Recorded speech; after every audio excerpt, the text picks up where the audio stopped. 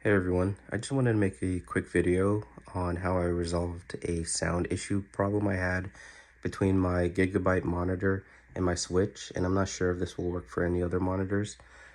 So it worked perfectly with my PlayStation 5, but I had issues with the Switch playing any sound on the monitor itself, even when it's connected to external speakers.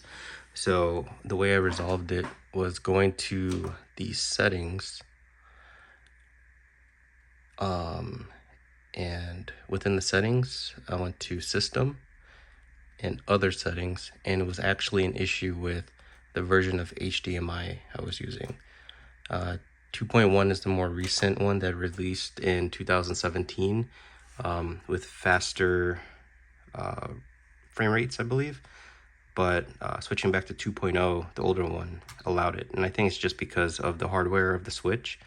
So if you have this similar issue with your devices, I would highly recommend going to your settings to see if you could switch the HDMI version between 2.1 and 2.0 to see if that resolves your issue. Hopefully that helps. Thanks.